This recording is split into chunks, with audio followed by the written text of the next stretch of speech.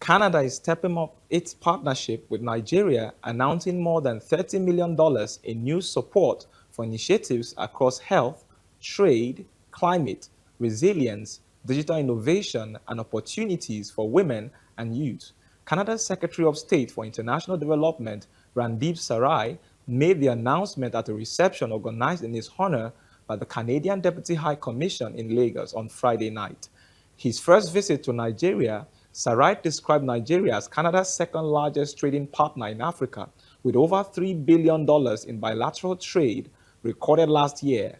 He said the relationship goes beyond trade, adding that the center of gravity of the global economy is shifting and that Lagos, Nairobi, and Accra would help shape the next chapter of global growth just as much as London, New York, and Toronto.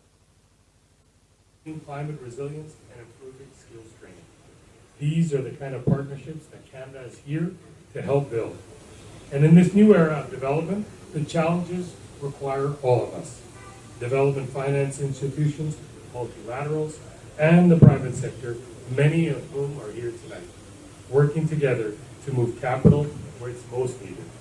Competitiveness today depends not just on what countries produce, but on the strength of institutions, infrastructure, and partnerships behind that growth. That is where development and trade go hand in hand. During my visit, I had the opportunity to see many of these firsthand with the Apo Primary Health Center, where young mothers and infants with nutrition and vaccination and health needs were addressed, with one M1 solar visit, where I was able to see how a Canadian company is helping power an entire university using renewable energy and doing 10 more projects like that across the country.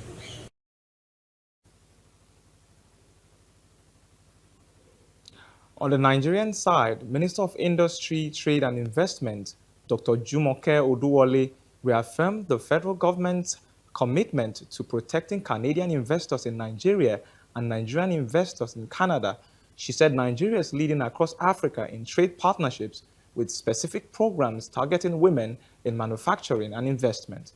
Lagos State Governor Babajide Sanwo-Olu, represented by Commissioner Folashade Ambrose Medebem, said Lagos is open for business and announced the 2026 Invest in Lagos Summit scheduled for June 8th and 9th in partnership with the Commonwealth. Rounding up the evening, the Canada-Africa Chamber of Business confirmed a Canada-Nigeria Business Conference will hold in Lagos on June the 24th, bringing Canadian companies together with Nigeria's private and public sector. And a number of our projects as well, I'm delighted to say, is the Lagos State Export Readiness Pro program, where we train over 253 businesses on the cost for being able to export, proudly made in Lagos. And so Canada will certainly be one of our regions that we'll be looking forward to visiting. We also alluded to FinTech, which was on some of the other IT projects that you discussed with Mr. Governor. I would be amiss of me to stand here and not mention the forthcoming Invest in Lagos 3.0 event, which is taking place on the 8th and 9th of June in partnership with the Commonwealth. But in this current portfolio, at least for sure, under the African Continental Free Trade Area, Nigeria has ratified the Protocol on Women and Youth, and we continue to emphasize that aspect. With trade across the African continent, we lead with several programs. We partner with UNDP, and I see UNDP has several other partners here in the room. We've partnered with, for investment, we've signed an MOU with the Ministry of Women Affairs, and we have Kuramo Capital in the room. We have a program for supporting women investors access to capital